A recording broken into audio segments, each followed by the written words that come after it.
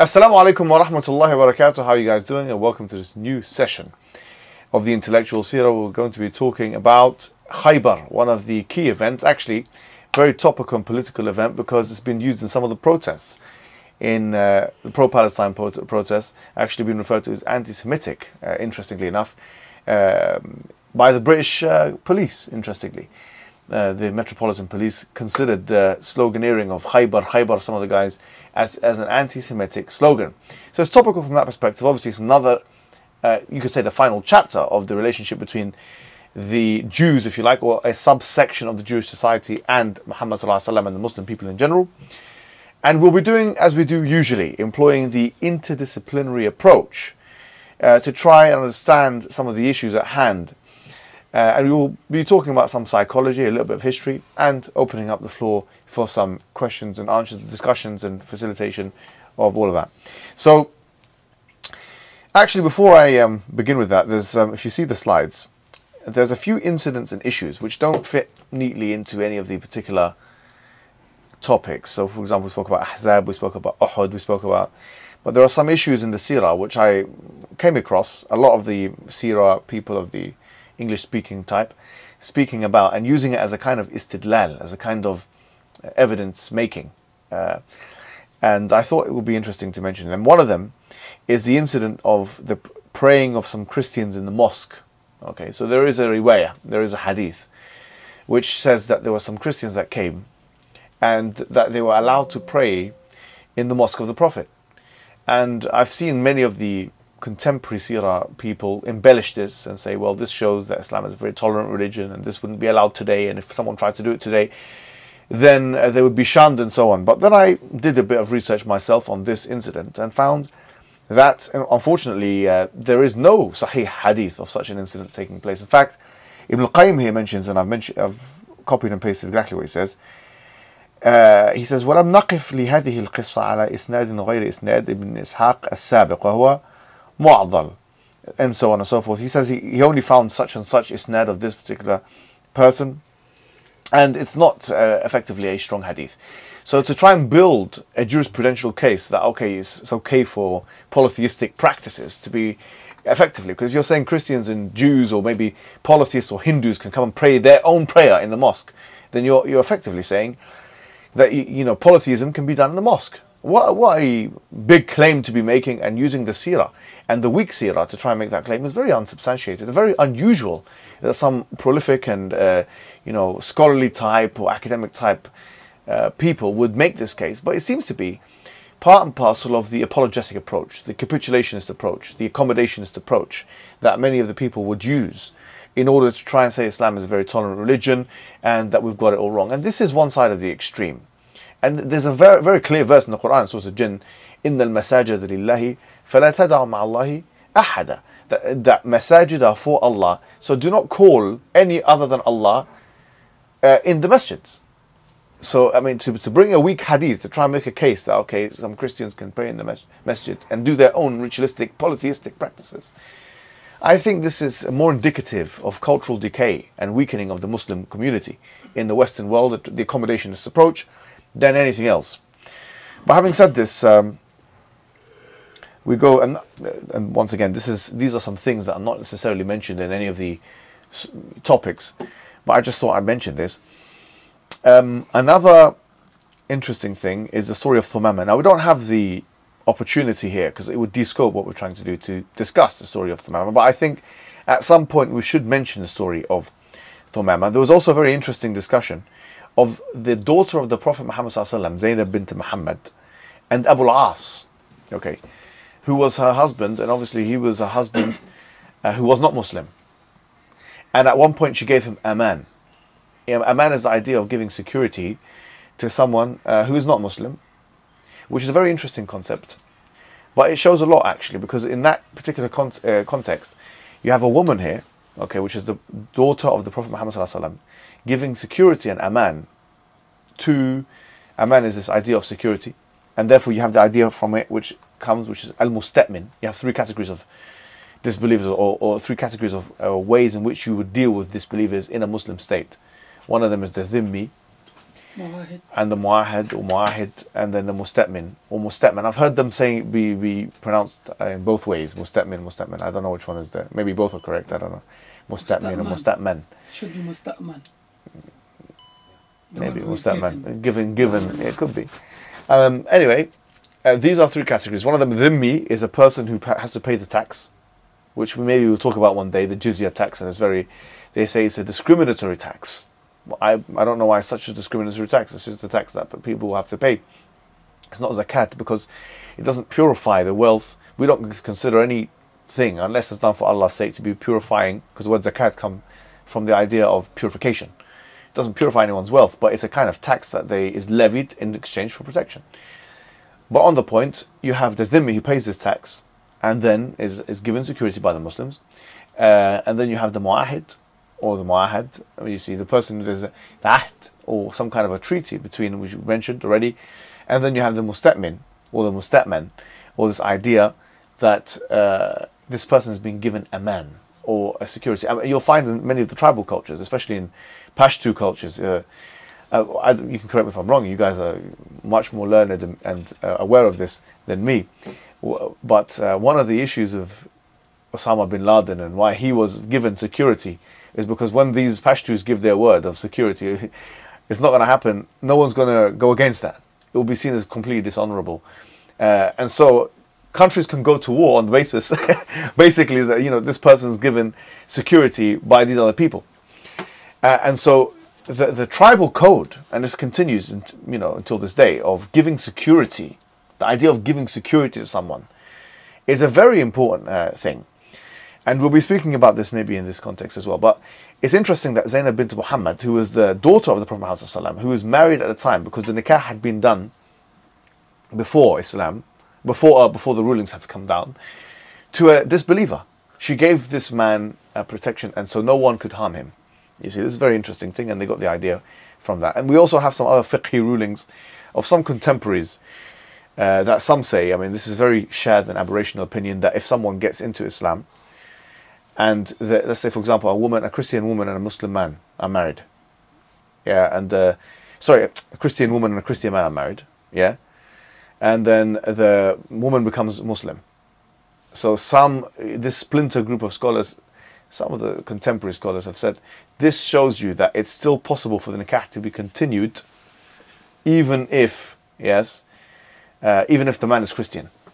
And so they have this very, I would call it very aberrational view, but they use this, you should be aware, they use this story of Zainab bint Muhammad and Abu al-As as a way to justify this. But even those people, they don't say that you can do it ibtida'an, which you can. They would never say that a Muslim woman can marry a Christian man from the beginning and the nikah would not be valid. But they're talking about a very specialized context, and they use this story.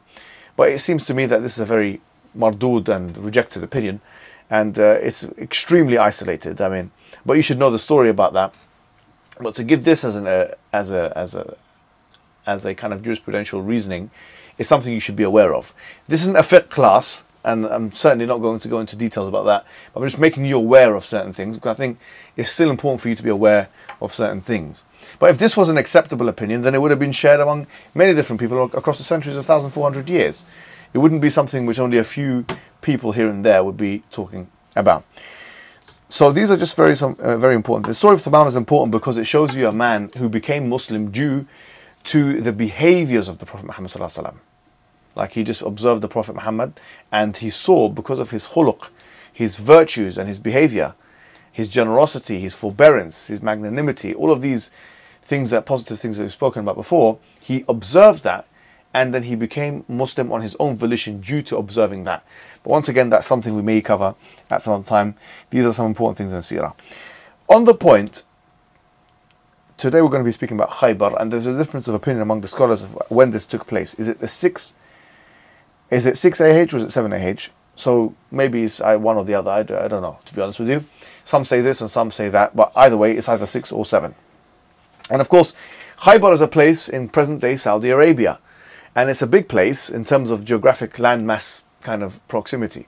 It's got big landmass. It's probably even bigger than Al-Medina, really, if you think about it. If you think about the proximity, not now, because now Medina has been expanded, it's become a massive city, If you've been there, you know what I'm talking about. But at the time of the Prophet Muhammad ﷺ, it was probably going to be bigger.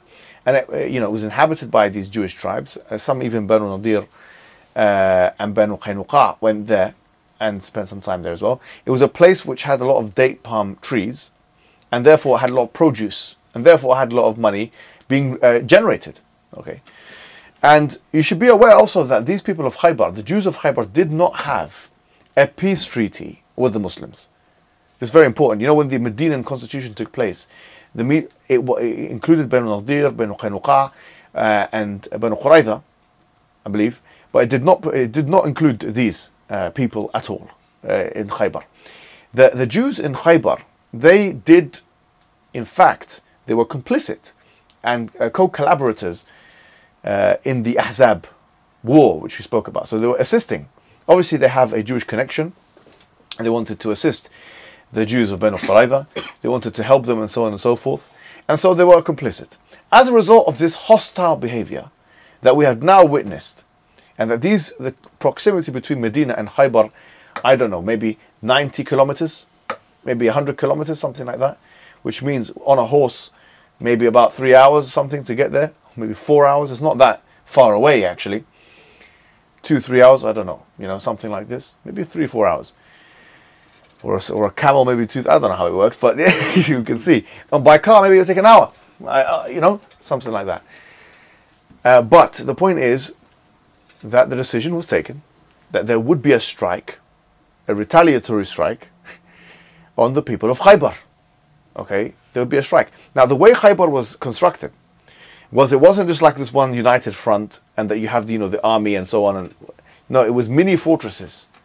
So you had one fortress, second fortress, third fortress, and all these people were protected within their own fortress. And you may have like dozens of people in each fortress. So the war took place. It was actually a series of war. Now, very interesting is, in Surah Al-Fath, which we already covered, Allah mentions وَمَغَانِمَ كَثِيرَةً تَأْخُذُونَهَا فَعَجَّلَ لَكُمْ هَذِهِ, that you will be given a lot of provisions. You'll be given a lot of produce, little provisions and so on. And Allah will make this quick for you. He'll expedite that for you.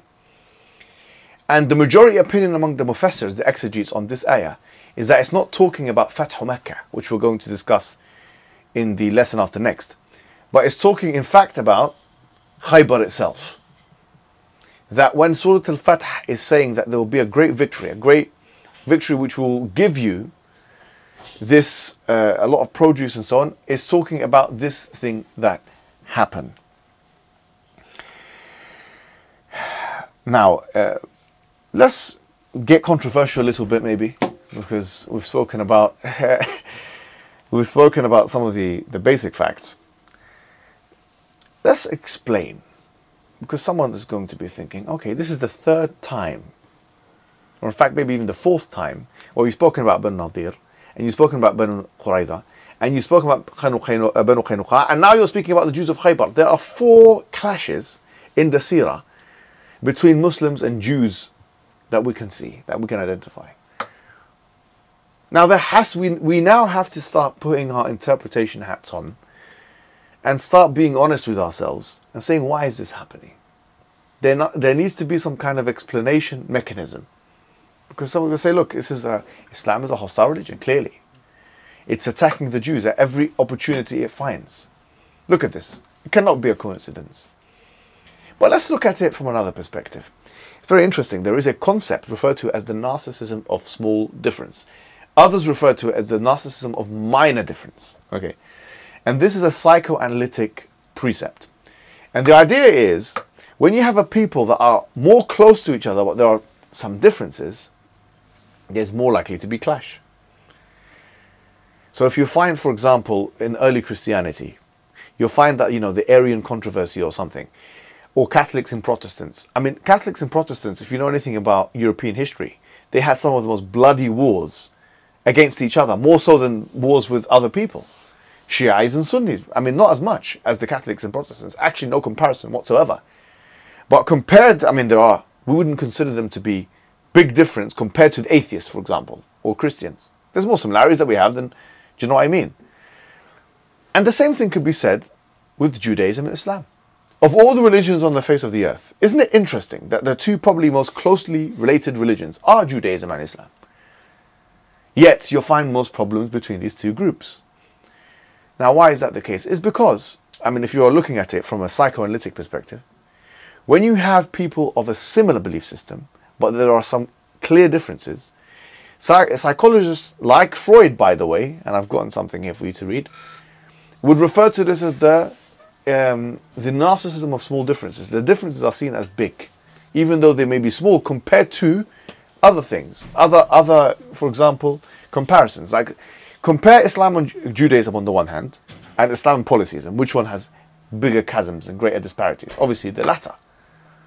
So, that can be a way of, for example, if you're a Jewish kind of, I don't know if you want to call it, clergy or political leaders or even cultural leaders, and you're seeing this new religion, you consider it to be a new religion, which is speaking about Moses, is speaking about Abraham, is speaking about Noah, is speaking about all the things that you know.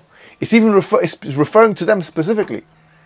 You know, there's no other religion that speaks about Jews as much as Islam, and refers to Jews in as much in the same way as Islam in the primary text. Not even Christianity does, which is interesting because it's a continuation.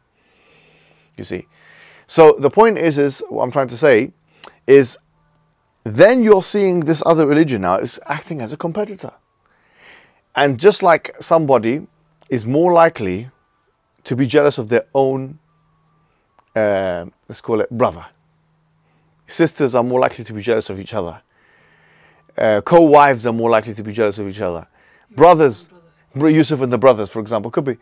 People of the same race are more likely to be jealous and angry with each other. Cousins. Why? Because it's like there's direct lines of comparison. So you're competing with me on my ground. You're competing with me for example, the love of my mother and father. You're competing with me from the validation of the community. You'll see certain people, black on black crime, for example. Why? What's this going on? It's because you're in the same category. You can feel jealous that this guy, oh, the Arabs are killing each other. Why? Maybe it's because they were Kuwait and Iraq. I don't know. Or it has to be as us. It could be anything. But sometimes when you're in the same category, like dentists, if you're a dentist, okay, you're more likely to be jealous of another dentist. If you're a doctor, you're more likely to be. If you're an alim, Islamic alim, you're more likely to be jealous and resentful and competitive with. But if you're now competing for religious market share, then you're more likely to be jealous and resentful of people who are competing with new market share. So you can employ psychoanalytic approaches to the behaviors of some of the Jewish tribes and reactions to Islam. And you could use this idea of the narcissism of small difference as an idea of why were they so hostile? Why were they continually collaborating? We wouldn't say, and this is where it does, someone could say, well, you're trying to be anti-Semitic again. So we're not saying this because of their biology. We're not saying any of that. We're just saying this is a natural way that anybody from any background will respond. And this is in fact backed by some kind of psychology. So that's one way of doing it. To get even more controversial, one could say another way of doing it is because of Jewish supremacy theology. And we've already spoken about this. And just to remind you of this is, we've mentioned this man, Rabbi Schneerson. And just to remind you of what he said, all creation, including the heavens and the earth, are vanity compared to the Jews. And you got Rabbi Ovaida Yusuf. He says the purpose of the Goy, which is the Gentiles, the purpose of the Goy is to serve the Jews. He asks a question. He says, why are non-Jews created? Because it's bewildering him. He doesn't understand, the rabbi, why non-Jews were created, why the black man was created, why the Chinese man was created, the Arab man, the Persian man, the Kurdish man, the whatever man, the Turkish man. Why were these people even created? Because he was one day thinking, he was eating his kosher food and drinking his thing, and he was probably thinking to himself, why are these people even here? Let's be honest, this is what he's thinking. And this is one of the big rabbis. I'm not saying, okay, well, all rabbis are like this, all Jews, but this is what he said. Don't take it up with me. This is one of your big shots. And when you say, why were these guys created? It couldn't be because Allah wanted to test them and to see if they were going to do good deeds or bad deeds. It couldn't be the reason, purpose of life for these guys.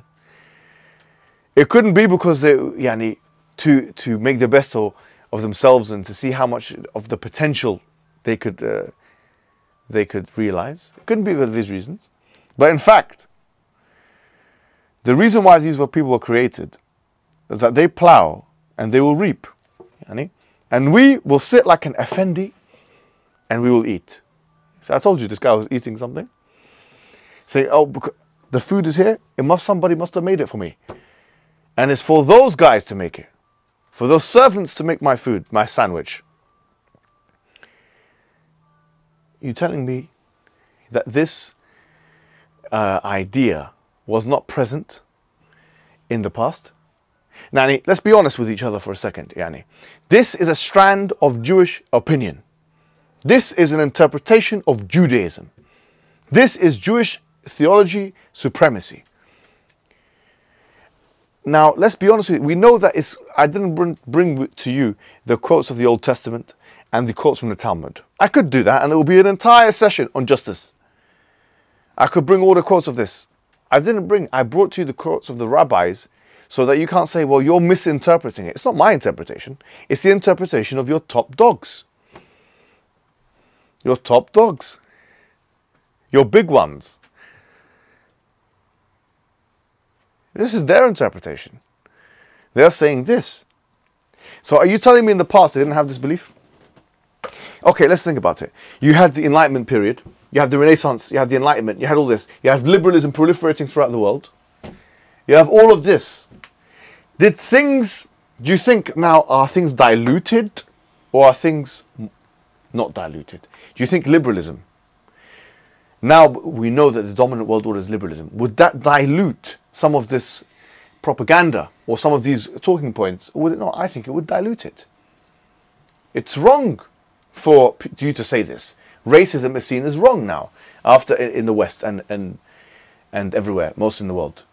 Most parts of the world, racism is seen as wrong. So to say stuff like that, which is clearly racist, of course you're going to hide this. Which is why you'll find mostly the sources that these things are found in from are Hebrew sources, which I've translated for your convenience. Because what's said in Hebrew is not usually what's said in English. Because there's two kinds of discussions, two kinds of discourses. What you'll see in Hebrew is much more flagrant, much more wild. They can say what he wants. And they all laugh in the room. Not all the Jews have believed this, of course. But I'm saying the ones in the room who follow these rabbis, they'll laugh and yes, we agree, of course, you're a slave. You think I'm meant to be like this Arab? In present day, Israel is the most racist country in the world. Or at least it's a contender for it. Present day Israel. Do you think, here's a question. Does this kind of discourse from the top leading rabbis in the world today, does it feed into that racism or does it not feed into that racism? This is a question for the people. This is a question for the people. Do you think that if this are things people are saying now, and we have all these Talmudic quotes, which we've spoken about at another time and we can speak about again, that wouldn't feed into why someone would feel hostile towards other people? Of course. Look at the depiction, for example, of Ismail in the Old Testament. As a homework, in your own time, he's referred to as wild. I think he's a wild donkey even. Dehumanized. Why? Because he's the father of whom? The Arabs. You can't have a prophet that comes from another race. It has to be from our people. And this is what the Jewish supremacy theologians and proponents would say. This is why there was such hostility. In fact, we have primary source information. Safiya bint Huyay, and we'll cover this. Her ex-husband, when Safiya had the dream that the Prophet ﷺ, she had the dream the moon would come to her lap or something, and her husband, he interpreted that as there'll be a king of the Arabs who you're going to be with. He couldn't accept it, and he started attacking her physically because he understood, how could it be that it comes from these people? Prophethood cannot come outside of our confines. It has to be us. It has to be our tribe. Are you telling me that this which is clearly evidence in the Talmud, in the Old Testament, in the words of the rabbis, are you telling me we should forget about this because we're scared to be labeled anti-Semites? That this should not be a part and parcel of the analysis of why Hajberu and Banu Qaynuqa and Banu Nadir and Banu Qurayza acted the ways they acted? Are you telling me we should completely disband that and not speak about that? If you are telling me that, I think that would be unfair. I think you're unfair to say this. I think we should reject such a thing. So when people ask, oh well, why is the Prophet acting like this with these people, with these Jewish supremacy theologians? Zionism was, if you're saying it's Zionism, then Zionism was in the 1900s. I'm not saying it's only Zionism, I'm saying it's also Jewish supremacy theology, which predates Zionism by thousands of years. And Zionism incorporates parts of that, even though some Zionists might not even be religious. They may be secularists, they may be atheists, but for some reason they've still incorporated this idea that they're special and they're chosen, and everyone else is goy and Gentile and servant. And of course, if you think that, even the studies that are done on narcissism, one of the studies that I looked at was, and I read, don't ask me why, but I've read multiple books on narcissism. I've read multiple books on it. The studies say that when you're always told that you're right, that you don't have any corrective parents, your parents, think about this, studies show that if you don't have parents that tell you you're wrong from time to time, you're wrong, that you're always mollycoddling them, this and that, you're more likely to have what they call narcissistic traits. Now, I don't like, just as a caveat and as a tangent, I don't like the way modern people talk about narcissism. It's almost become, it's too subjective. And especially in the context of relationships, I think sometimes it's too loosely used. That is something we'll speak about in a different time. But this point I think still holds, which is that imagine now, not only do you have a parent that's telling you you're always right, your God is telling you you're always right, no matter what you are, because of who you are, not because of your actions. It removes you of individual responsibility. Any action that removes you of individual responsibility is an action that it will grant you or will entrench and embed within you this idea of entitlement. And what is entitlement? Most definitions I've ever come across in psychology of the word entitlement is that where you believe that you deserve special treatment without cause or reason. And that is exactly Jewish theology supremacism. Jewish supremacy theology. That is it. That you are right on the basis not of what you do, but on the basis of who you are. Now some will object and say, well, that's not what we believe. We're Jews, we don't believe in this. I say, I'm not generalizing. I'm not saying all Jews believe in that. I'm not saying even all Jews believe in Judaism. We know that some Jews are atheists. They're ethnic Jews only. We know all of that. But I am saying that this must be considered. And this, of course, you're going to object. But I don't care about it. You can object. You can object, you can reject, you can interrogate, you can say, this is there. This is something we have to speak about here. We have to mention this. Anyway, we'll continue.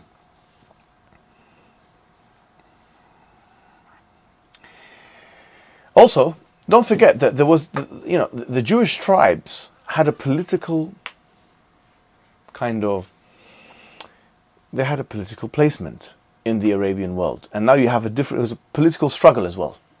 Even then, it was a political struggle. So the religious items and ideas were intertwined with the political ones. So that's another way of looking at it. This is images of Hajberu excavated. I actually wanted you to see what it would look like. Now, let's have a break and have a discussion. The question open the thing is, what do you think the reason? Now we've covered all of the interactions between the Muslims and some of the Jewish tribes.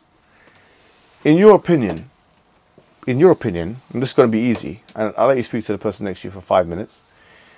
What do you think the reasons may be, considering all the factors we've mentioned, of some of these clashes between some of the Jews and some of the Muslims? We'll come back in 5 minutes. Okay, so let's have a feedback session. The question, just to remind everybody, was, we've seen all these clashes between some of the Jewish groups and the Muslims. of all the different explanations that we have spoken about, which one for you is most convincing and why? So let's start with yeah, go ahead. Yes, Yahya, what do you think?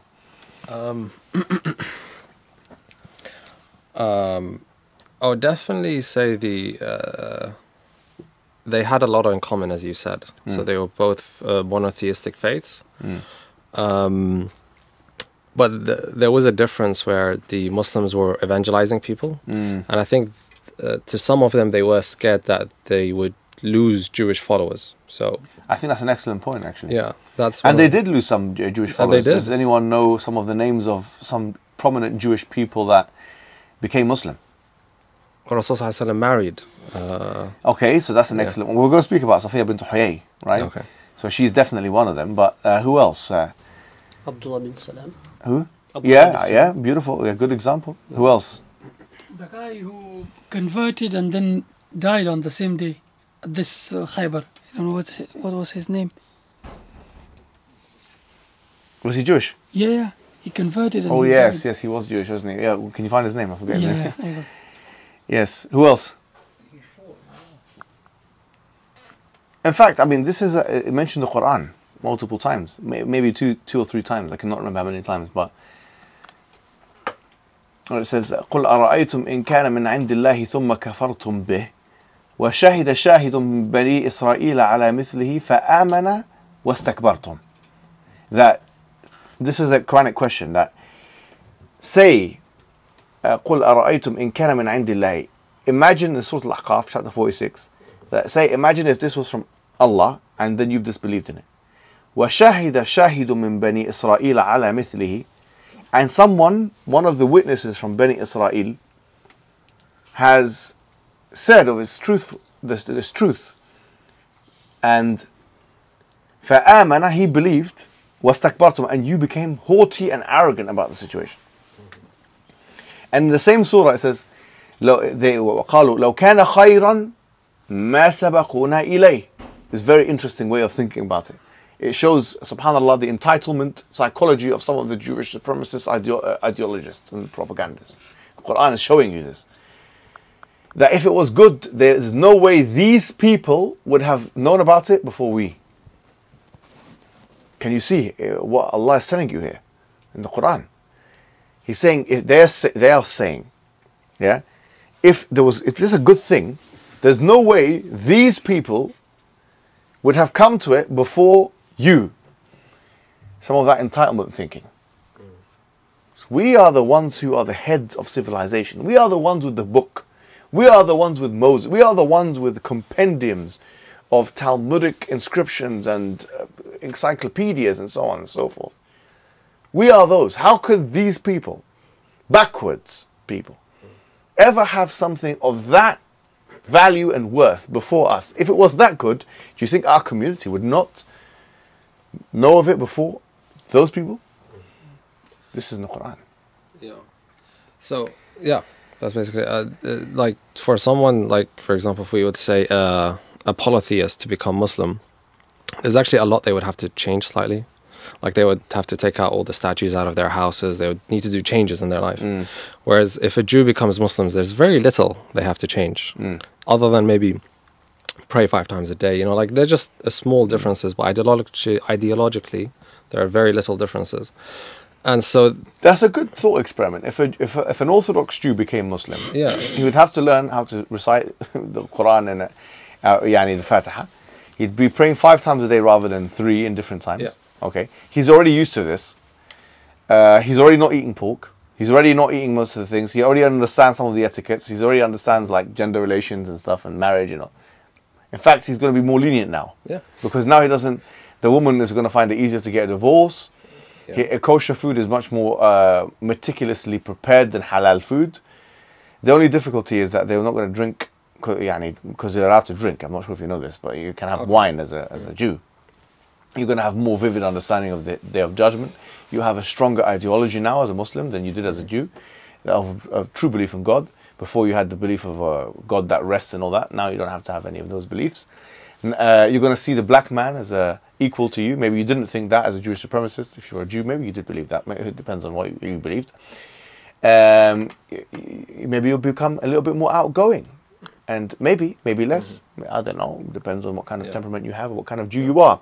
But in terms of if you're an Orthodox Jew, right, you already know a lot about religion, and you already know there's a lot there that you're doing that you'd be doing as a conservative Muslim. Yeah, it's true. There's the only thing they would also have to change is their view of Isa alayhi salam. They would need to adjust. Oh, these are belief type things rather than day-to-day practical. But it's just because it's such an easy transition then for a Jew that they were concerned. Like they would have preferred if they became polytheists, because no Jew is going to become or can convert to that, but they would become Muslim. That is. And you don't have to, abstain from electricity on a Saturday. Yeah.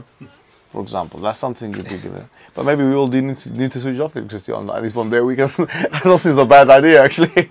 No, honestly, because there's too much screen time, too much this. I think maybe 2 days a week you stay abstain, no problem. But the point is that there's going to be things which are going to be easier in some aspects. But maybe I think more things will be easier for you. I don't know. It depends on how strict you are as an Orthodox Jew. But now you've got much more. Sorry to say about this. If you're getting married, you've got many races to choose from. No, it's just the truth. Yes. If you're a Sikh or a Jew, you have less races to choose from if you want to stay within your religion. As a Muslim, you have 60 Muslim majority countries, you have all these, you can choose whatever you like. If you're into the black woman, if you're into this one, you're into that one. You're a black man, if you're a woman, you can choose. You can enjoy. You know what, it's true.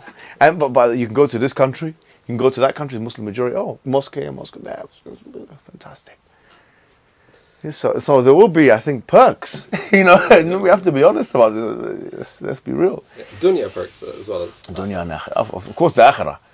I mean, you won't be in hell. I mean, that's that's the main thing.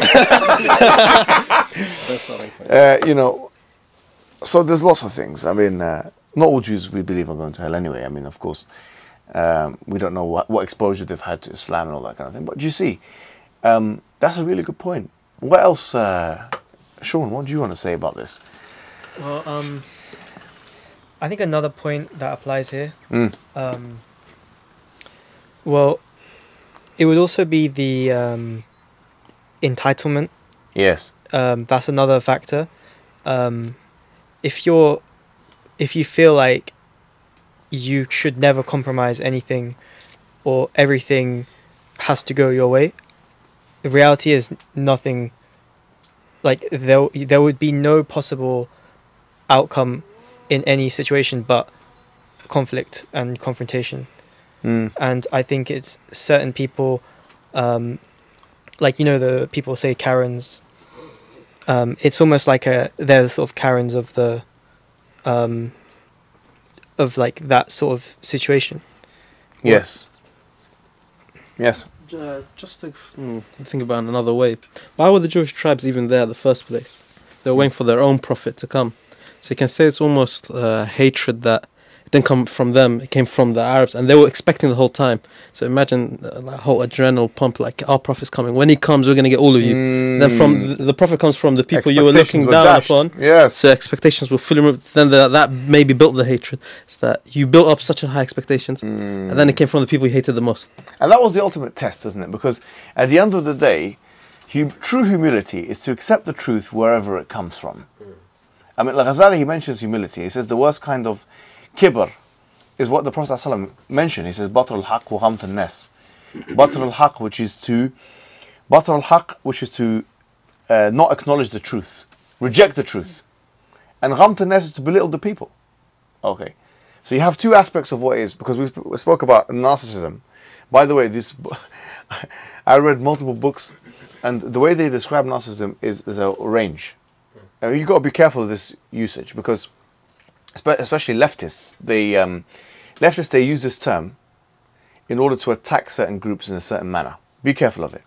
Leftists have used some psychological terms in a way which is it seems academic, which is not. Like it's not in the literature. So beware of it. Like, for example, if a woman's going over a divorce or something like that, she'll say, my husband was a narcissist. Because it's so easy. I mean, I've even seen some definitions of narcissism as a disagreeable extrovert. That is the minimum. If that is a minimum requirement of what it means to be a narcissist, then we're all finished. I mean, I'm finished doubly, trebly, you know. But I'm saying that really the Islamic notion is not this. The Islamic notion is, number one, this idea of arrogance, which is that you reject the truth and you belittle the people. These are the two main pillars. How most psychologists refer to entitlement, which is people believing that they have special, they believe they require special treatment without cause or reason. That's the main definition. That one is not against us. We're for that definition, because they usually say narcissism requires 4 pillars or 3 pillars. Grandiosity, yes, which unfortunately, whenever I say this, grandiosity, entitlement, and lack of empathy. For example, there's a book I read called Should I Stay or Should I Go? It's like a relationship book by Ramasi. And another book, Do You Know Who I Am? I don't know why I was reading this book. And another book I read is called The Narcissist Test by Dr. Malkin. Yeah, I read these books on narcissism, and it seems to me they're all in agreement on these 3 points: entitlement, grandiosity, and lack of empathy. Now, if you think about it, we agreed lack of empathy is problematic. But there's also a book by Paul Bloom, which I find very interesting. It's called Against Empathy. I agree with his conclusion that it's not always right to moralize on the basis of empathy. Because, for example, and he uses many examples. He said, for example, let's use the Madeleine McCann. Madeleine McCann was a girl that got lost in England, yeah? Kidnapped, lost, or when she went to Spain, or I don't know what country she went to, and she got lost. White girl. Portugal, yes. Now, if the whole country was very sad about this situation, yeah? Now, I'm giving my own example, but this is the thing that Paul Bloom mentions, which is that when you empathize and you moralize on the basis of your empathy, then you can over-exaggerate based on emotional response. So, for example, Madeleine McCann was a big issue, but black girls and Asian girls and many girls are kidnapped on a daily basis all around the world. Why do we have a disproportionate pain when it comes to Madeleine McCann? Because it's all over the news media, which is controlled by the elites. So they've manipulated us to be empathetic towards this one girl. Empathy, therefore, is not a good way to always moralize. And Paul Bloom has this book called Against Empathy, which I think he makes the point that sometimes emotionalizing on this basis is not. So why I mentioned this to you is because narcissism has 3 pillars, according to these guys: lack of empathy, selfishness, lack of empathy, grandiosity, and entitlement. Entitlement seems to me, okay, it's reasonable. But lack of empathy, we can discuss. And grandiosity, what do you mean by that? Because what is seen to be grandiose by one person might not seem to be grandiose by another. And like, for example, I was reading some of these books, and some of them say that a man thinking he deserves special treatment because he is a man is narcissism, because there should be equality. See, that's why they bring leftist agendas into psychological expressions. And you can see that although they're talking in a psychological way, they have a feminist idea and they're trying to impose it. And in fact, Ramasi herself, she mentions in the book, Should I Stay or Should I Go? She says many people in the Middle East, and I'm paraphrasing, and the East are conditioned towards narcissism because they believe that they are owed rights that other people shouldn't be owed due to their gender. Well, that condemns entire traditionalist discourse to narcissism. So what I'm trying to say is that you have to be careful of the usage of the word narcissism, because sometimes the ones who are using it, they synthesize their own ideological ideas with it. We have to remember the word narcissism is an English word. It has been Arabized, for example. They use it narciji. They use this term. But it has connotations which we as Muslims have to be careful of. Our word, which is not colonialized word, is kibr, that we use. And our ta'rif of kibr is batar al-haq wa ghamt an-nas. That's the Prophet ﷺ, he mentioned what that is. And the reason why I brought this to your attention is because I used the word narcissism a few times in this session. Narcissism of small difference, etc., etc., narcissistic. So I'm saying that take what I say when I use the word narcissism with a pinch of salt, because this word is being exploited by the leftists to fulfill their own egalitarian agendas. It has. There's a lot of terms that have been exploited by the leftists to fulfill their own agendas, and it comes in the facade of psychology, pop psychology, and it even seeps into the Muslim community. You see. Anyway, the point I was making before was, so it's kibr. When you know, Al-Ghazali mentions in his book, he has a book where he's talking about kibr and arrogance and so on. He mentions that what the worst kind of arrogance. He has a book on arrogance. He has in Ihya al-Muddin, he says the worst kind of arrogance, the worst of all of it, is when you reject the truth, when you know it's true.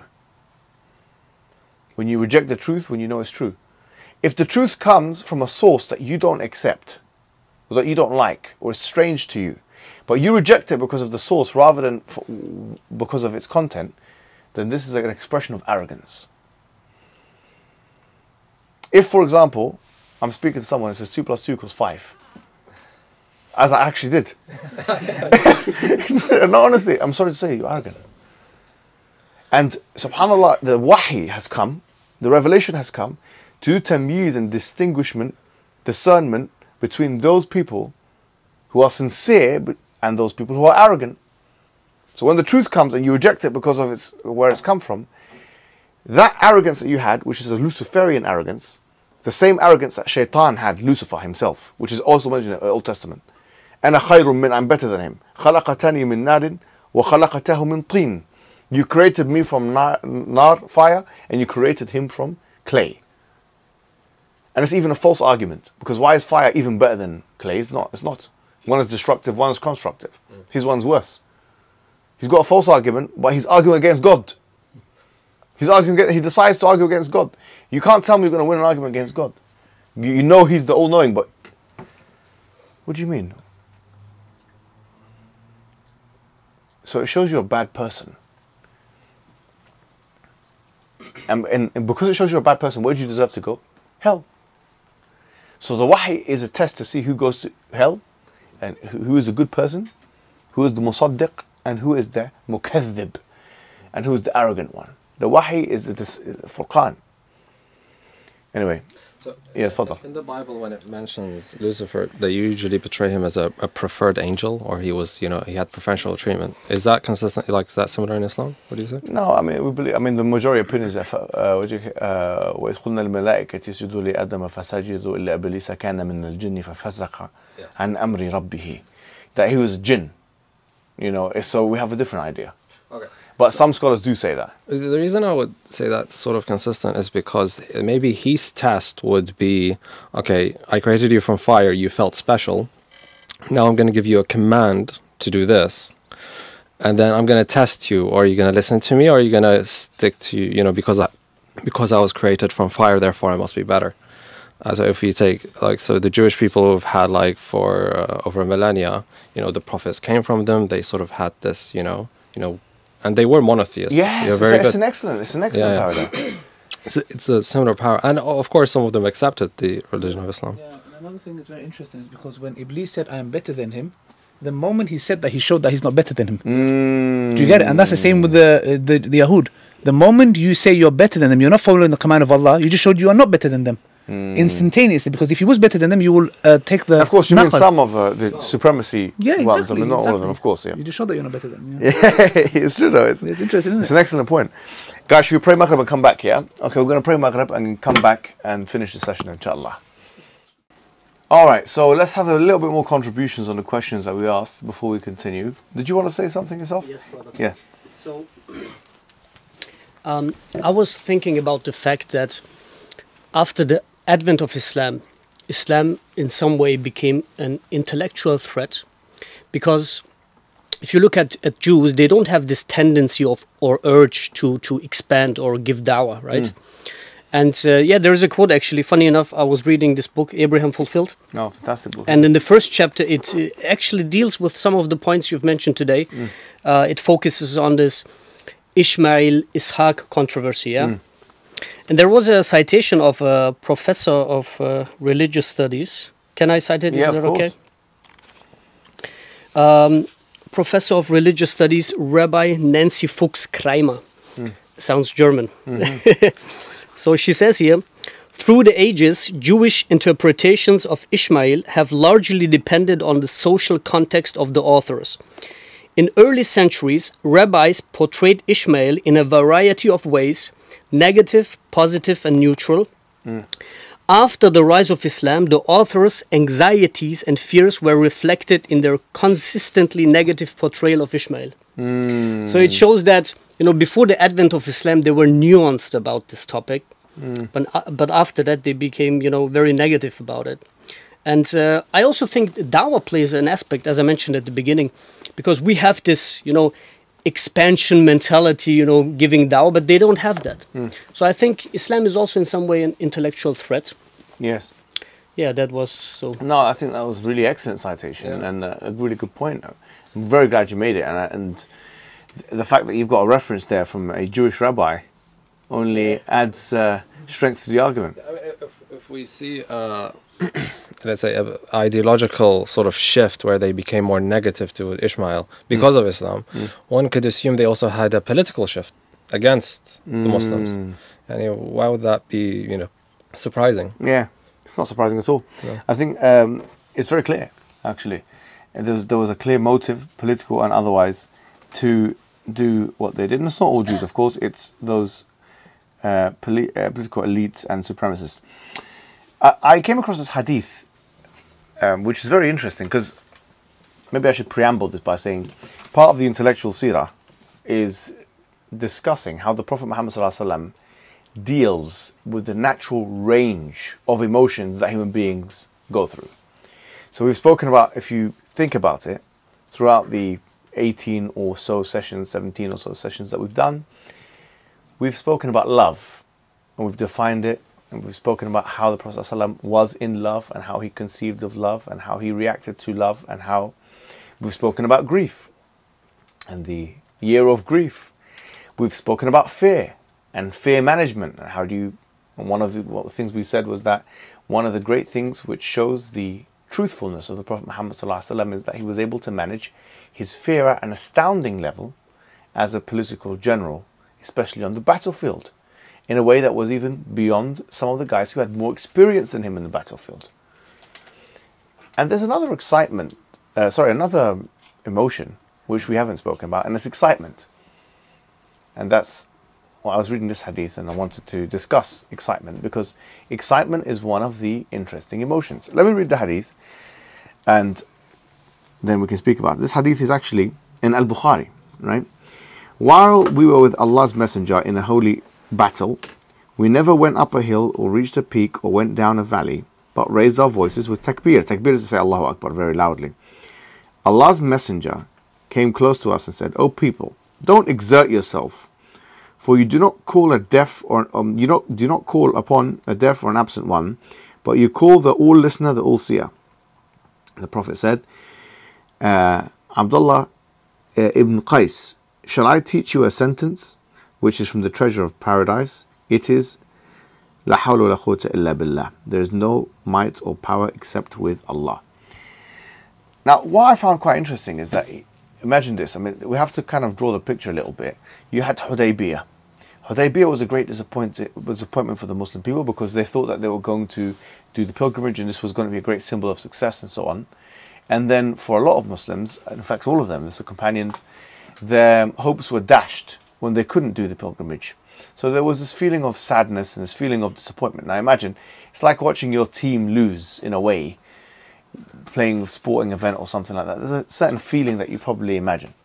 Now, the Quran is predicting, first of all, that there's going to be a great fath, a great conquest, and you're going to get a lot of money out of this and so on. So all of these companions are getting overexcited. They're shouting takbir, Allahu Akbar.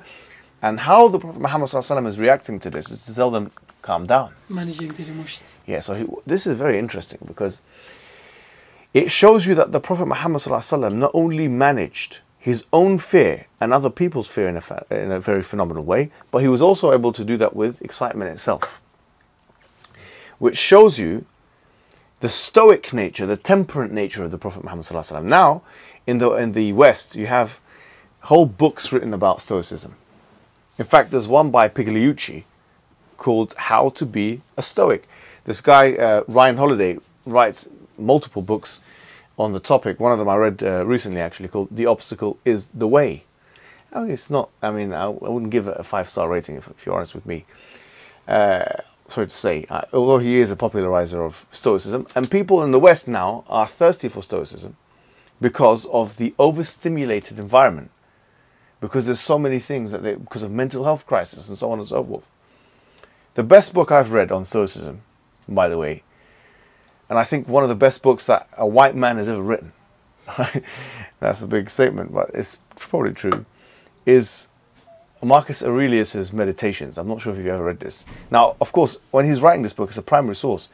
And he's writing a book, by the way, and invoking polytheistic gods. So obviously we have to discount that part or reject that part. But this book is extremely powerful book. It's not that long. I would highly recommend, reading this book. I personally believe if this book was in the Islamic spiritual tradition, it would be one of the top books in the Islamic spiritual tradition. Marcus Aurelius' The Meditations. Another one, which is very interesting, is a book written called The Consolation of Philosophy. I prefer personally the primary source books, the old school ones, than the secondary source ones written by modern day authors, because I think the primary source ones, the people are going through something. For example, this book, The Consolation of Philosophy, the guy had like a week to live, and he was writing a book before he was going to be executed. And he wrote, it's probably one of the best books written, because he's putting everything in perspective. If you've got a week to live, he's bringing the most wisdoms out of it, and so on. Now, there are 2 books called The Consolation of Philosophy. There's one by L.M.D. Bottom, a contemporary guy you probably know him from the School of Life YouTube channel. He's the voice that speaks over it. He's written that book. I'm not talking about that, by the way. I'm talking about the original. But I'm just saying, the reason why Stoicism has become very popular in the West today is because, as Schopenhauer mentions, who was a pessimist philosopher, he said that humanity oscillates between extreme boredom and extreme fear. Like we as humankind, we oscillate between extreme boredom and extreme fear. When there isn't war and so on, we become very bored. And boredom is the opposite of what? Excitement. And what is excitement? Excitement really is stimulation. And you can have different kinds of excitement. For example, sexual excitement. We can talk about that. I've got many things to say about that, and many books I've read on that as well, but I'm not going to cite any right now. But that's one form of excitement. And excitement, by the way, has its limits. For example, if you've ever seen mentally ill people, someone with OCD, someone with schizophrenia, someone with bipolar disorder, someone with PTSD, you can have manic episodes, you can have overexcitement, overstimulation, autism, by the way. Someone who's autistic, they have a lower threshold for excitability. They have a lower threshold. This is very interesting, to know. But the point is that because we are living in a world where we always require stimulation and excitement and so on, to know how to moderate your excitement is an extremely important part of the human experience. And what the Prophet is teaching us here is don't get too excited. Don't get too excited, even if you're approaching something which is going to be a great thing for you. Manage your excitement just as you manage your fear. There's 2 things if the human being is able to manage, he becomes successful. His fear and his desires. If you're able to manage your fear and your desires, you become successful. If you're not, you don't. In fact, in psychology, they refer to someone who's disciplined in this way as trait conscientious. Someone who's able to discipline themselves, routinize and whatever. Despite the emotions, you still have a routine that you're doing, for example, or discipline that you're doing. So the Prophet ﷺ, you can see the sheer stoicism in the Prophet's character by calming down the companions. This is incredible leadership. This itself is an argument for the truthfulness of the Prophet Muhammad ﷺ. On the issue of excitement, it's very interesting as well in the learning context. Yeah, I've got a definition here. What is excitement? Excitement is, according to the American Psychological Association, an emotional state marked by enthusiasm, eagerness, or anticipation and general arousal. Obviously, you can get, we mentioned, a sensory overload, this idea. And an issue with excitement, especially if you're in a warrior context, if you're going to fight somebody, being overly excited is not good, because you can get something called adrenaline dump. And you can see this in a lot of the fights. If you watch UFC or boxing, the person's so excited in the first round, the second or third round, they finish because they have an adrenaline dump. So you have to manage those emotions. You can also have burnout. And in fact, there are many, this is called Dodson's law. When you're learning, as you can see here, like if you're in a state of learning, any learning you do, it has to, stress and stimulation has to be there, but to a certain level. If it's too much, then you become overly stressed. But if it's too little, you become overly bored. So Dodson's curve is that when you're in a state of productivity, some people call it the flow chart, that's very similar to this chart, is when you're being stimulated to a certain level, but you're not bored by the activity. And by the way, sometimes you can be bored. It's not a problem to be bored. Boredom is good sometimes, it's no problem. Just embrace the boredom. But the Prophet ﷺ basically is teaching us not to get overexcited. Now, first of all, there is a hadith of Umar and Asma bint Umays. But before I told you about this hadith, because it's very interesting, it talks about gender relations. We were talking about gender relations and so on before the session. And how the companions used to discuss with each other. Because a lot of the crypto Salafists and others, they will make it as if there was no gender relations between men and women, that there was like this gender separation.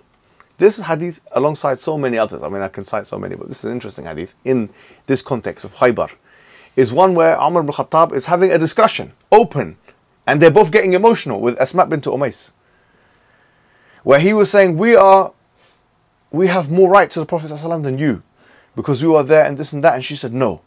She was arguing with Umar, and so much so to the extent where she went to the Prophet Muhammad ﷺ, and then she asked the Prophet, is he right? And he said, no, she's wrong actually. Which also dismisses this idea that Umar was heavy-handed and he was, throwing his weight around. And we said this before. One of the shubuhat of the disbelievers and the opponents of Islam is that Umar kept interjecting and changing the religion of Islam. When Umar had the idea that women should be covered, somehow an ayah came to confirm Umar's opinion, for example. When Umar, for example, decided that the prisoners of war should be punished and Abu Bakr didn't, and he was right, then this shows you that Umar's opinion, because he was a heavy-handed person and so on, and the Prophet and the community were so scared of him, they had to adjust things in his image. But here you have an example. Last week we were speaking about the example before, about when Abu Bakr was putting him in his place. But you can say that was Abu Bakr as-Siddiq. He has a certain placement. Here you have a clear hadith of Asma bint Umays. He's not even married to her. You have a woman here, who she's arguing with Umar in public, going to the Prophet, and the Prophet didn't say to him, Umar, what are you doing speaking to this woman? This is ikhtilat and free mixing. What's wrong with you? Taqillah, astaghfirullah, is this diyatha and dayuth? And how can you be? And he didn't say this to Umar ibn Khattab. I'm just saying, a lot of people would consider this to be free mixing. A man and a woman, let's be honest, if you saw a Muslim man and a Muslim woman speaking in a public place who's not married to each other, some people will go too far and say, what are you doing speaking anyway to him or her? And they're having a conversation.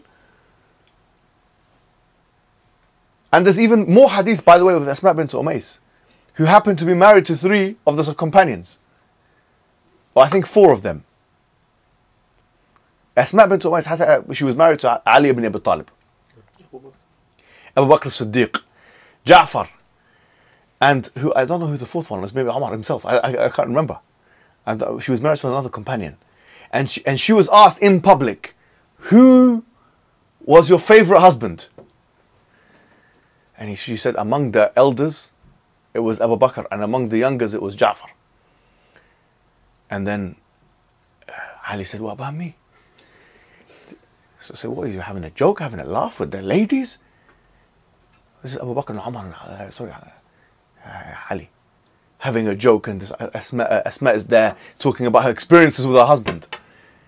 He said, no, how can you speak about your marriage like that? How could it be that these friends had the same wife anyway? What's going on here? Sorry to say, your idea, your cultural ideas are not related to the religion of Islam. It might be a great shock for you to know this. But your crypto ideas of what constitutes proper gender relations is incommensurate, incongruent with the reality of the seerah. And if you applied your gender notions on the companions of the Prophet ﷺ, they would fail your test.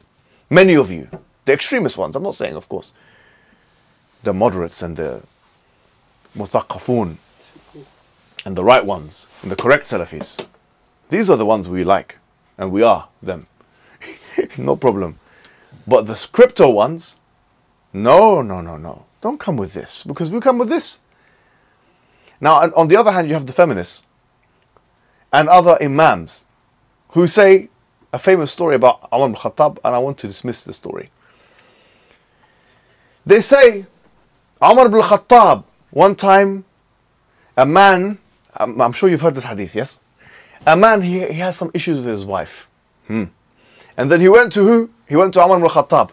So he can ask him how to solve his issues with his wife, because his wife kept answering back. He stood there to see, and he saw Umar ibn Khattab, his wife was shouting at him, and he was just saying, Yani something like, yes. And then he went and asked Umar, why is it that you accepted this from this woman? And according to this hadith, Umar, he turned around and he said, well, she bore my children, she does everything in the house, I have to accept a few humiliations here and there. Yani, not humiliations, I accept it, no problem. Something to this effect. I want to break the news. This hadith is weak, and it might even be fabricated, and it's an insult to Umar. And not only is it an insult to Umar, it goes against hadiths which are in Bukhari, which are clearly showing the opposite of this gender relation. What hadith are you talking about? The hadith, the famous one of Ibn Abbas, where it starts with كنا نحن معشر قريش يغلبنا نساءنا أو نغلب نساءنا فلما قدمنا المدينة وجدنا قوم يغلبهم نساءهم أو كما قال, which is that we of the people of Quraysh were people that we used to dominate. Umar is saying this, Umar ibn al-Khattab, we used to dominate our wives. This is, I'm sorry to say, Umar is the one that you were saying who was standing there and his wife was shouting him in public and the people couldn't hear. Because you have to find the weak hadith to explain your humiliation. He said no. He said we were a people that we used to dominate our wives. When we went to Medina, we saw, and this might be controversial, say, we saw that the women there, they used to dominate their husbands. So the feminist now is getting excited again. So-called Muslim feminist, failure Muslim feminist, abject failure. Abject failure. She's getting excited and say, okay, well, I want to be like those women who are dominating their husbands. Put an asterisk next to dominating of the husband and let's continue the hadith. And Ibn Abbas said, well, actually, the wives of the Prophet were like this as well. And obviously, one of the wives of the Prophet is who? Hafsa, his own daughter, Umar's daughter. He went now, Umar al-Khattab, to the house to ask his wife if it's true. The moment he asked her, she had some response. And it was it wasn't a rude response, but rude. First question, and this is Bukhari. Umar al-Khattab, the one that you made into some kind of, sorry to say, humiliated individual and his wife. He said, Aturaji'inani? Are you responding back to me? This is the real Umar. This is the real Umar with his wife. This is the real, it's not this one. This is, and what happened? He then فَجَمَعَ ثِيَابَهُ فَذَهَبَ and so on. He went to see his daughter and he started getting angry with his daughter because of her behavior. But what I'm saying is that the shahid here is, imagine his wife, and that's why I said underline يَغْلِبُهُمْ نِسَاءَهُمْ, because we're going to go back. He considered a woman answering back to her husband as too much. So imagine now why he conceives that those men of the Ansar are being dominated by his wife. Because his threshold for respect is too high. His threshold for respect is high. This is true, it's the way you're talking about, akhi. He's not, no, he's not going to accept what you and me accept. He's not going to accept this.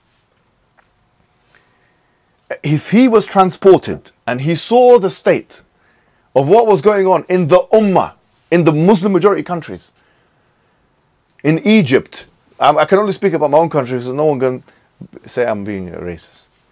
And the loud woman in the balcony. Have you seen this? The loud woman in the balcony said, "Shut your mouth."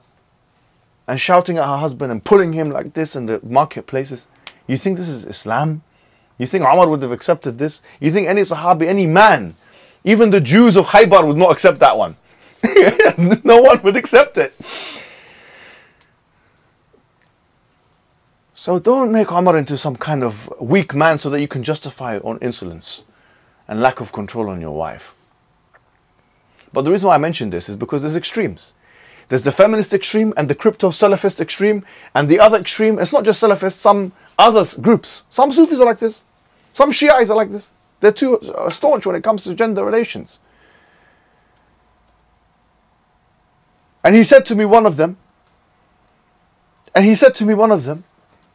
from one place in the world, he said, "I'm so proud." I said, "Why?" He said, "Because I've never seen a woman in public in my life." And I said to him, "But in your province, is there an issue when it comes to homosexuality?" And he said, "Yes." I said, "Maybe this is the reason." It just so happens that homosexuality is exacerbated where you remove women from the equation altogether. Isn't that an interesting trend? So don't go too far, akhi, when it comes to gender relations. Don't go. Why do you think homosexuality is exacerbated in prisons? Do you think these men were like that? Many straight men, they end up liking the guy. They end up being gay, akhi. That's true. But because of the environment. If you have too much of a male environment and you remove the woman completely, you can't speak to a woman, you don't even know what a woman looks like, then you are putting a person in a position where maybe they will become more homosexually inclined. So what I'm trying to say to you is there are extremes in the ummah. And khayr al-umur awsatha. And it's a weak hadith, but still the meaning is true, which is that the best of actions are the most middle ones. Don't be too like this or like that. Be a little bit, you have to realize, when it comes to gender relations and mixing with the genders, that it's not going to be segregation. Anyway, we've mentioned already that there were multiple small battles. And let's look at this one. Mahmud ibn Maslam al-Ansari, he died in this battle, Muslim. And you know how he died? One of those probably Jewish supremacists, instead of face-to-face confrontation, he grabbed a big rock from the top of his fortress and he threw it on him. And this is exactly the IDF method. He doesn't want to engage in physical face-to-face confrontation unless he has major military advantage, 100, 200, 300,000 people, and big tanks and this one and that one, and still you're getting humiliated by this one now. So you have to go on top of a building and throw a rock. So there's no risk upon you, and there's only risk upon the enemy. It seems to me this whole idea of fortifying and stuff like that, it's not a new thing, by the way. And that's why Quran says, لا يقاتلونكم جميعا إلا في قرى محصنة أو من وراء جدر بأسهم بينهم شديد تحسبهم جميعا وقلوبهم شتى ذلك بأنهم قوم لا يفقهون ويعقلون. I forget the end of the ayah. But the point is that you don't know. They won't fight you all together. These particular Jews, not all of the Jews, they won't fight you all together. Unless, mentions, they're in a fortified place. Behind a tank, in an airplane, has to be 10-to-1 advantage, 5-to-1 advantage, massive technical advantage. إلا في قرى محصنة أو من وراء جدر, or behind the walls. And because they don't want to get hurt. Throw the rock, this and that. بأسهم بينهم تحسبهم جميعا. You think they're all together. They're not all together. And this Hajberu showed you that they're not all together. All of them were focused on their own little fortress.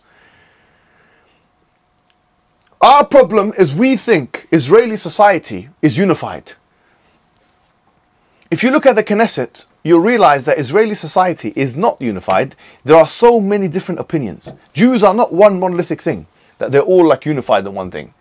We've seen that there are many pro-Palestinian Jews. We've seen that there are secular Jews. We have seen that there are religious Orthodox Jews. We have seen that there are Reformed Jews. We have seen politically that they're against each other. When we're stereotyping the Jews, a lot of the time when we're doing it, we make them into this impenetrable. We actually help the Zionists in making them into some superhuman that we can undefeated. Look at what they've done with the economy, and look, they own everything and this and that and that. No, it's not that deep, Yahi. It's not that deep, Yahi. The reason why Israel is in the state that it's in is only and because of the West. You eliminate the West, you eliminate Israel. Khalas. Where were they before the West? Scattered around the world. Don't pretend that they're the invincible enemy and they're the Frankenstein and the monster. Because the moment you start to think that this narrative of aura of invincibility, we make this narrative on ourselves. They had a losing record. The Jewish supremacists of the old had a losing record, 4-0. They didn't even engage. They had no chance against the Muslim army. So much so that the Muslim had to keep them in and protect them and respect them and give them their synagogue, and they had their golden age in Islam. They had a 4-0 losing record. No one victory, not one. But we prop them up in this Israel and this and that, the Jewish supremacists and the Israelis and the Zionists, as if they're the perfect and they cannot be beaten. And Ali ibn Abi Talib, famous battle. Do you want to tell us about that one? I'm not sure. The Sheikh can read the poem. This is a famous poem of أنا الذي سمتني أمي حيدرة. And then what does the second one go, Sheikh? Sheikh has to do it. كريه المنظرة. Yes. So which means that I am the one who my mother named me the lion. And then the second one is what? كليثي غابات كريه المنظرة. So I'm a very fierce looking lion kind of thing. Yeah. Yeah, but it sounds so much better in Arabic, doesn't it? Yeah. We destroyed it, didn't we? Keep repeating the word lion. Yes. In Arabic, you have many words for lion. Yes. So in every time he uses a different variation. Absolutely. Of the word. But can you see, when it comes to, this is maybe the narcissist book will say, this is grandiosity on behalf of Ali ibn Abi Talib. He's talking about himself like the lion and this and that. What do you mean? When it comes down to it, no, we're going to fight now. Marhab came up. Marhab, this guy is walking around and saying, I'm going to fight. And who? And he even killed one of the Sahabis. I forget who he is. He killed one of the Sahabis. And because he had such a fantastic record. And this is not true to think all Jews are cowards, by the way. It's not true. Some of the Jews are very brave. Marhab is a good example of it. It's not true to think all the Jews are cowards or something. No. Marhab, he was a great warrior. You have to give him, everyone was giving him his props and his respect, and he even beat a Muslim. But he was no match for Ali ibn Abi Talib, who gave him the one blow and finished decisively, liquidated him. He was completely liquidated, akhi. Neutralized, terminated, liquidated, finished. Ali ibn Abi Talib. This is why you stepped to Ali ibn Abi Talib. I was surprised he even got to the ring. Nowadays, sorry to say, the Israeli, this guy, I was training for him, and then the IDF soldier, he ran away. Well, I don't know what happened. And I'm not Ali ibn Abi Talib, I can tell you that for a fact. What's going on? Anyway, but this passive-aggressive attack, because now, subhanAllah, how did the battle end? They kept taking over the fortresses until there's a difference of opinion among the scholars. Was it a surrender? Did they surrender?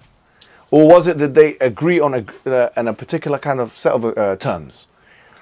And it seems to me it was probably a surrender. They probably surrendered. They said, forget this. We don't want to fight these guys. Wallahu alam. It could be that they agreed to particular terms. I don't know for a fact. But there's this discussion about was it surrender or not. It seemed like they surrendered after all of this.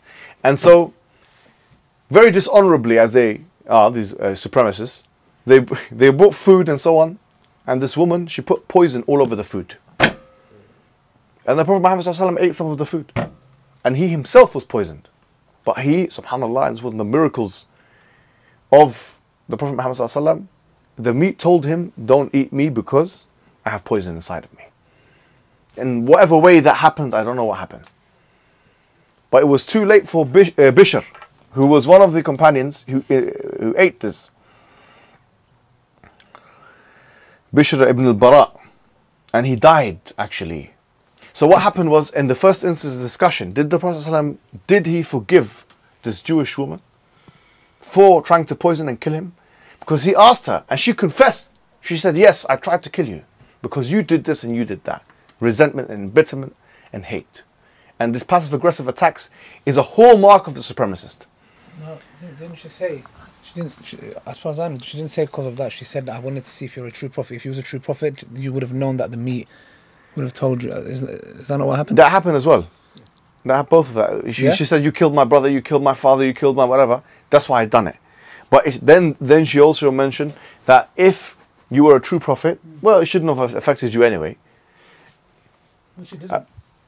Which it didn't. Which I love Islamic so now, if you wanted to see if she was a true prophet or not, yeah, here he is still alive. So why didn't you accept him?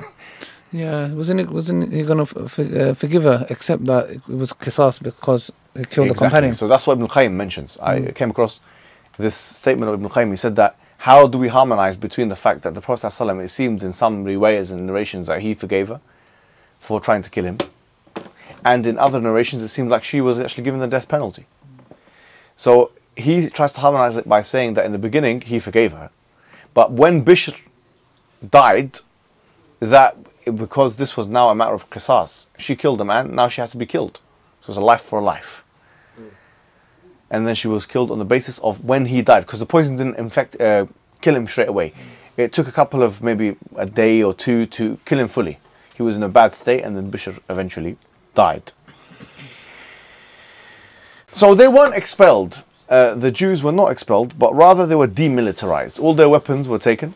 It became Hajberu became a demilitarized zone. The gold and silver was taken away from them.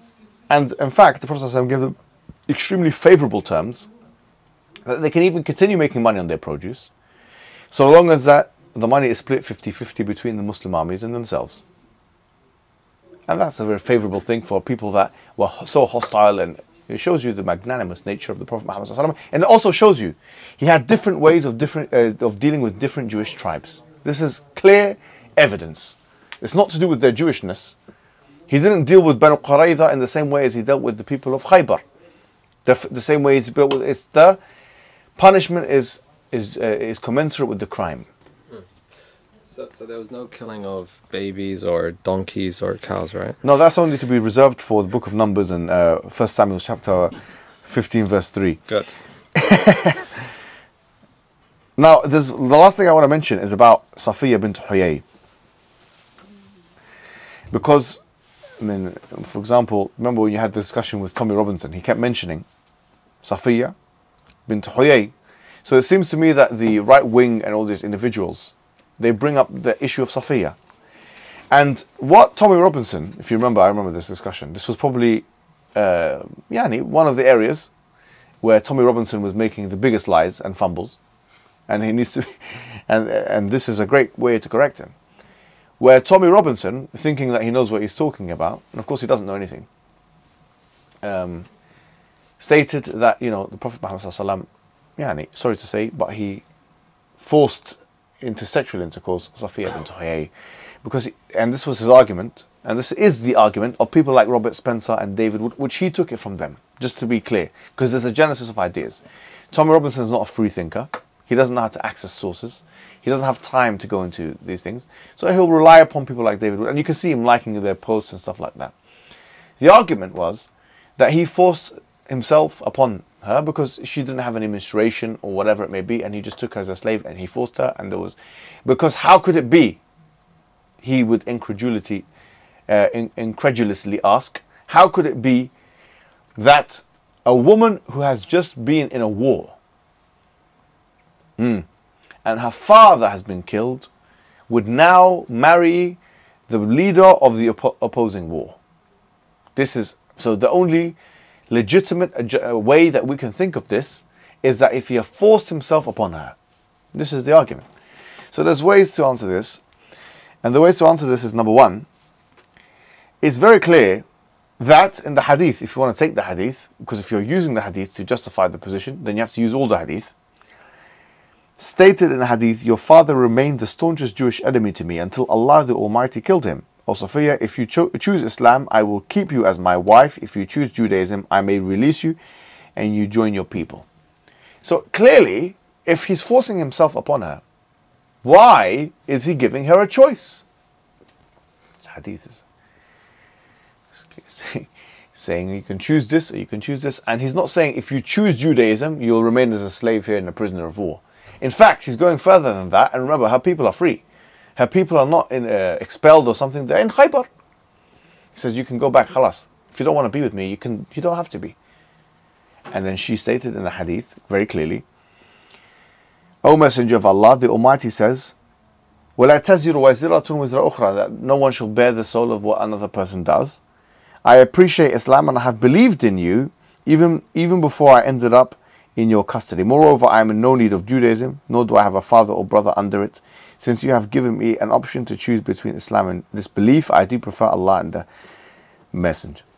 Now someone will say, maybe this hadith is weak, maybe it's this, maybe that, maybe the other. No problem.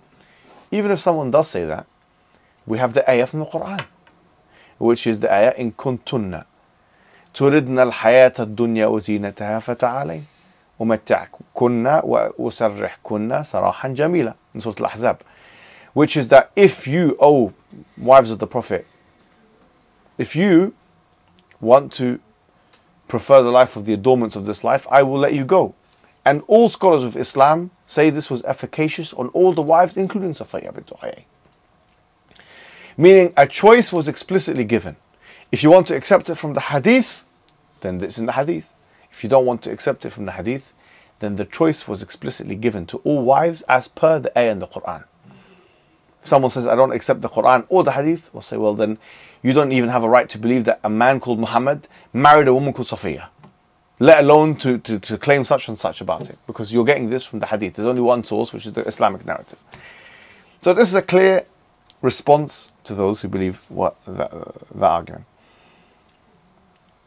And look, it shows you that the Prophet ﷺ not only had this relationship, he was very protective, and I've put a hadith there, where the Prophet ﷺ was very sick in his last days. Safiya said, if it was up to me, I would take this sickness from you. And some of the wives were rolling their eyes and acting in a very bad manner or saying some things under their breath. And the Prophet ﷺ protected her against the wives. And we know that the Prophet Muhammad ﷺ protected Safiya against the wives when they were attacking her because she was Jewish. And he said, well, you come from a holy lineage. And this by far is one of the best arguments against those who say Islam is an inherently anti-Semitic religion, whereby they define anti-Semitism as attacking Jews because they are Jews. Because Islam, if it was an anti-Semitic religion, why is the Prophet Muhammad ﷺ, number one, marrying an ethnic Jew? He married an ethnic Jew. Number two, responding to the other wives and giving her words to say and arguments to make against the other wives on the basis of her noble lineage, which happens to be a Jewish lineage. This is decisive evidence. And with that, we will conclude. I hope you have found this as interesting as I have. It's been a fantastic session, and inshallah, we will conclude this whole series very soon. Wassalamu alaikum wa rahmatullahi wa barakatuh.